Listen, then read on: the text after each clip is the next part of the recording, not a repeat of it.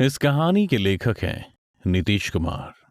अरे भाई साहब, ये सामने वाली सीट खाली है। भाई साहब, ये आपके सामने वाली बात खाली है क्या भाई? और इससे पहले देव अपनी बात पूरी कर पाता, एक आदमी ने शॉल के अंदर से ही झुंझलाते हुए कहा, नहीं, भूत लेटा है, जाओ दूसरे डिब्बे में चले जाओ। देव ने फिर से बर्थ पर सोए हुए आदमी को थपथपाते हुए कहा, पर यहाँ पर तो कोई भी नहीं सोया। भाई साहब बोलिए ना, कोई सोया है क्या? देव के इस सवाल पर बर्थ पर सोया हुआ आदमी गुस्से से उठकर बैठ गया। क्या हुआ, क्यों परेशान कर रहे हो? अरे आप तो गुस्सा हो गए, बताइए। मैं तो बस सामने वाली सीट का पूछ रहा था। हाँ तो पर सीट की रिजर्वेशन तो मैंने करवाई। ये देखिए, मेरे पास टिकट भी है। अरे जब तुम्हारे पास टिकट है तो तुमने रिजर्वेशन कराया है तो पसर जाओ ना। क्या तब से सीट खाली है कर रहे हो? सारे नींद की मावेन कर दी तुमने। वो आदमी अभी बोल ही रहा था कि तभी उसके पास से कट्टा नीचे आ गिरा, जिसे देव ने उठा लिया। तरंगबाज आदमी हो तुम, पर ट्रेन में इसकी क्या जरूरत? यहाँ तुमको किससे खतरा है? देव उस आदमी से कहता हुआ कट्टे को गौर से देख ही रहा था कि सामने बैठे उस शख्स ने देव से कट्टा छीन उसी की गर्दन में चुभोते हुए कहा, ज्यादा पटर पटर मत करो, नहीं तो यही तुम्हारे प्राण वगैरह कर देंगे। जानते भी हो कौन है हम? विश्व प्रताप सिंह। सिंह मतलब शेर, समझे? पर देव के चेहरे पर एक भी शिकन नहीं थी। हाँ जानता हूँ, तुम्हारे फोटो अखबार में देखी थी मैंने। तुम अपनी पत्नी का कत्ल करके भाग रहे हो ना? विश्व ने जब ये सुना तो उसके होश उड़ गए। उसकी पहचान अब उजागर हो गई थी। वो दोबारा से देव पर कट्टा तानने ही वाला था कि तभी देव ने फिर से कहा, पर तुम चिंता ना करो, मैं किसी को कुछ नहीं बताना, बुझे? इसीलिए इस खिलौने को अपने जेब में रख लो, क्योंकि अगले 2 मिनट में स्टेशन आने वाला है। देव की बात मान विश्व तुरंत अपनी जगह पर बैठ गया था और कुछ ही पल बाद स्टेशन भी आ गया था।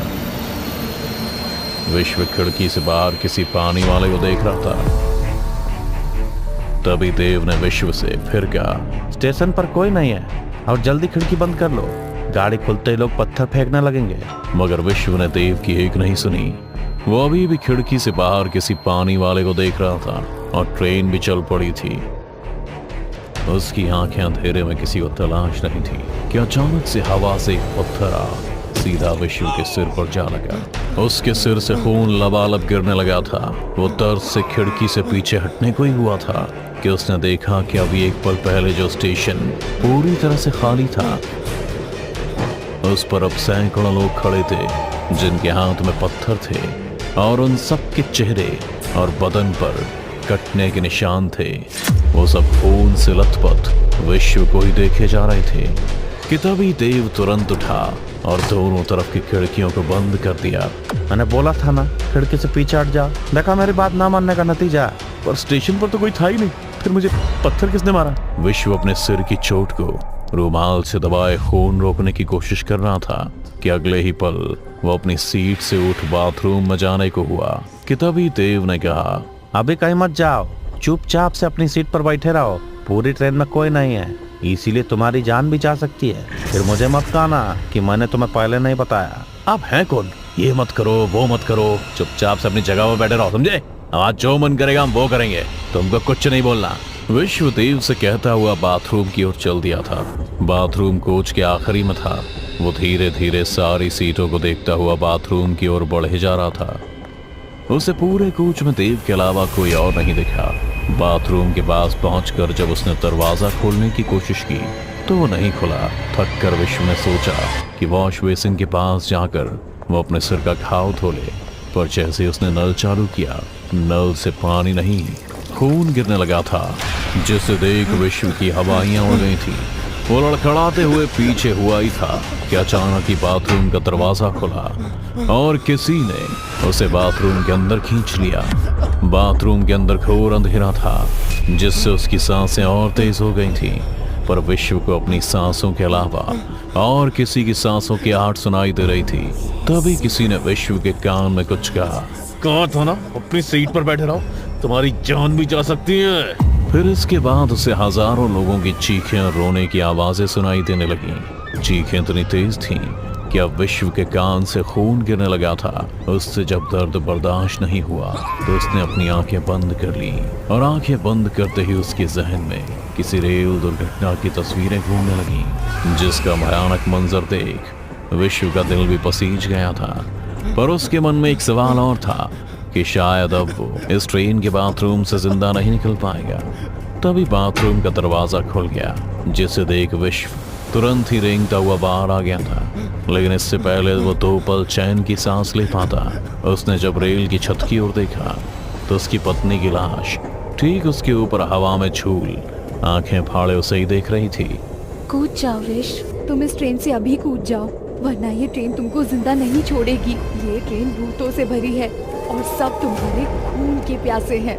अपनी पत्नी को वापस से देख विश्व की आंखें नम हो गई थी। उसने अपनी पत्नी के सामने गिड़गिड़ाते हुए कहा, मुझे माफ करना श्वेता, पर तुम्हारा धोखा देना मैं बर्दाश्त नहीं कर पाया। कुछ और देर सोचता तो शायद तुमको माफ करने का फैसला कर लेता, पर मैं हार गया था। तुम्हारा धोखा देना मेरी कमियां रही होंगी, हो सके तो मुझे माफ कर देना।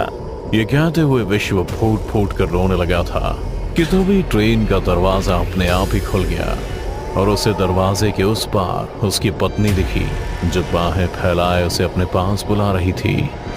आ जाओ विश्व, मेरे पास आ जाओ, मैंने तुम्हें माफ कर दिया। आओ मेरे गले लग जाओ, मैं तुमसे बहुत प्यार करती हूँ विश्व, आई लव यू। विश्व भी अपनी पत्नी की बातें सुन आहिस्ता आहिस्ता कदमों से उसकी तरफ बढ़े जा रहा था। उसका एक पैर ट्रेन के बाहर हवा में झूल रहा था, पर इससे पहले वो अपना दूसरा पैर भी आगे बढ़ाता देव ने विश्व को पकड़ से पीछे खींच लिया था। इस पागल हो गए कि तुम चलती ट्रेन से कूदकर अपनी जान देना चाहते हो? नहीं, मैं तो बस अपनी पत्नी के। ये बोलते हुए विश्व चुप हो गया था। उसे लगा था कि देव उसकी बात पर यकीन नहीं करेगा, इसलिए उसने खुद ही इसे अपने दिमाग का भ्रम समझ नकार दिया और फिर बात बदलते हुए कहा, नहीं कुछ नहीं, मैं तो बस थोड़ी सी हवा खाने के लिए दरवाजे के पास आ गया था, पर मेरा ध्यान कब भटका मुझे पता ही नहीं चला।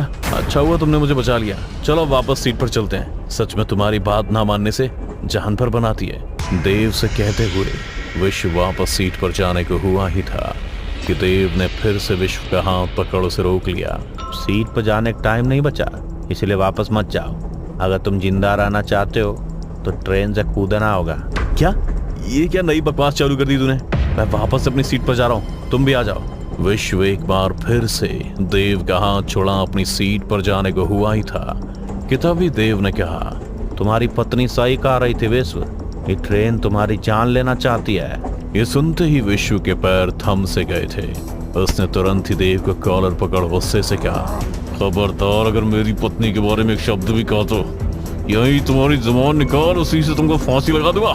इस पर देव ने विश्व से अपना कॉलर छुड़ा उसे खुद से दूर छटकते हुए कहा, अगर इतना ही प्यार था उससे तो मारा क्यों?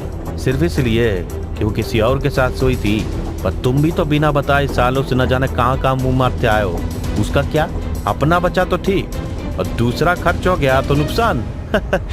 खैर अब इन सब फालतू बातों का वक्त नहीं है। अगले 5 मिनट में पुल आने वाला, उसके बाद ट्रेन का एक्सीडेंट हो जाएगा और कोई जिंदा नहीं बचेगा, इसीलिए तुम्हारे पास यही आखिरी मौका है। देव की बात सुन विश्व के होश उड़ गए। उसे कुछ समझ नहीं आ रहा था कि देव उससे ये सब क्यों कह रहा है, और उसे विश्व के बारे में इतना सब कुछ कैसे पता था, जबकि वो तो पहली बार देव से मिला था। क्या? पर तुम्हें मेरे बारे में इतना सब कुछ कैसे पता? और अगर तुम्हें एक्सीडेंट का पता है तो तुम भी मेरे साथ कूदो। मैं मरा हुआ हूँ विश्व और तुम जिंदा हो। तो अगर तुम जिंदा रहे तो कल तक सब समझ जाओगे, और अगर मर गए तो कल इसी ट्रेन में मेरे साथ सफर करना। मैं तुम्हारा इंतजार करूंगा। जाओ जल्दी कूद जाओ, पुल शुरू हो चुका है। कुछ देर में पानी भी दिखने लगेगा, तब सीधा पानी में कूदना, ज्यादा चोट नहीं आएगी। इस पर विश्व ने देव से कहा, मैं इस बार तुम्हारी बात नहीं टालूंगा, पर मेरा कुछ जरूरी सामान है जिनसे मेरी पत्नी की कुछ यादें जुड़ी हैं। मैं उन्हें नहीं खोना चाहता, बस वो ले लूं, फिर जहां बोलोगे मैं कूद जाऊंगा। नहीं विश्व, ऐसी गलती मत करना। अब ये ट्रेन पहले से और खतरनाक हो चुकी है, क्योंकि हादसे का वक्त करीब आ चुका है। अब सारी आत्माएं गुस्से में, वो तुम्हें नोच डालेंगी। कोई नहीं, अगर मर भी गया तो अपनी पत्नी की यादों के साथ मरूंगा। सोचा था कि मार दूंगा तो उसे छुटकारा मिल जाएगा, लेकिन अब समझ आया कि अगर उसे नहीं मारता तब मुझे छुटकारा मिलता। उसे मारने के बाद तो वो मेरी यादों से एक पल के लिए नहीं जाती है। विश्वदेव से कहता हुआ वापस से अपनी सीट की तरफ जाने को हुआ ही था कि उसे अब हर सीट पर कोई ना कोई बैठा दिख रहा था, जिनके शरीर पर बहुत से कटे हुए निशान थे। जो अपने ही खून से लथपथ बैठे रो रहे थे। ये भयानक मंजर देख विश्व भी समझ गया कि ये लोग जिंदा नहीं बल्कि मरे हुए हैं और उनकी मौत एक ट्रेन एक्सीडेंट में हुई है, जो कुछ मिनट बाद फिर अपने चक्र को दोहराने वाला है। खैर किसी तरह अपनी सीट पर पहुंचकर विश्व ने अपना सामान छुआ ही था कि सारे के सारे कटे हुए लोग एक पल में विश्व के ऊपर कूद गए और उससे में उसका गला दबा उसके जिस्म से मांस नोचने लगे थे। विश्व अब तक पूरी तरह से लाशों में दब चुका था। उसके जिस्म में अब गिनती की कुछ सांसें बाकी थी। उन्हें एकजुट कर विश्व ने खुद से कहा, श्वेता, मेरी यही सजा है कि मैं तुम्हारी यादों के साथ खुद को जिंदा रखूं और अपनी गलती के लिए रोज खुद को कोसूं। विश्व ने अब ठान ली थी कि वो अब इसी दर्द के सहारे किसी भी हाल में खुद को जिंदा रखेगा। जिसे हिम्मत में बदल विश्व लाशों को चीरता हुआ उनके बीच से निकल आया। उसका बदन भी जगह जगह से छिल और कट गया था। वो तुरंत ही दौड़ता हुआ दरवाजे पर आ गया जो पहले से ही खुला हुआ था। विश्व ने बिना एक पल गवाए ट्रेन से सीधा नदी में छलांग लगा दी। वो महज पुल से कुछ ही फीट दूर हवा में था कि इतनी जोर से धमाका हुआ जिसमें विश्व का दिल सहम गया था। उसने हवा में ही तिरछी नजरों से देखा तो उसको अपने ऊपर ट्रेन के डब्बे गिरते हुए दिखाई दिए। जिन्हें अपने ऊपर गिरता देख विश्व ने अपनी आंखें बंद कर लीं और नदी में जा गिरा। 2 दिन बाद जब विश्व को होश आया तो उसने खुद को किसी म्युनिसिपल हॉस्पिटल में पाया, पर उसे जानना था कि आखिर उसके साथ जो हुआ वो एक इत्तेफाक था या सिर्फ एक हादसा। इसी बात को जानने के लिए उसने अखबारों को छानना शुरू किया तो पता चला कि 6 जून 1981 को हीराखंड एक्सप्रेस ट्रेन का एक्सीडेंट हुआ था जिसमें लगभग 3000 लोग मारे गए थे। लेकिन सरकार इस बात को हमेशा से नकारती आई है और यह एक्सीडेंट ठीक 1 साल पहले उसी दिन हुआ था जिस दिन विश्व ने अपनी पत्नी का कत्ल किया था। तो विश्व के साथ जो हुआ वो महज एक चक्र था। जिस तरह हम हर साल अपने पितरों को पिंडदान करते हैं, उसी तरह हर साल मरे हुए लोगों की आत्मा भी उस ट्रेन में बैठ एक दूसरे का दुख मनाती है। तो अगर कल को आप भी किसी चक्र का हिस्सा बने या आपके पास भी किसी चक्र से जुड़ी कहानी है तो हमें हमारे कमेंट सेक्शन में जरूर बताएं। डर से भरी ऐसी कहानी को देखते रहने के लिए अभी सब्सक्राइब करें टोरो टीवी हॉरर हिंदी। और अगर आप चाहते हैं कि आपकी भी डरावनी कहानी देखें दुनिया वाले, तो अभी भेजिए अपनी कहानी टोरो टीवी के मेल एड्रेस पर। हो सकता है अगली रूह कपा देने वाली कहानी आपकी हो।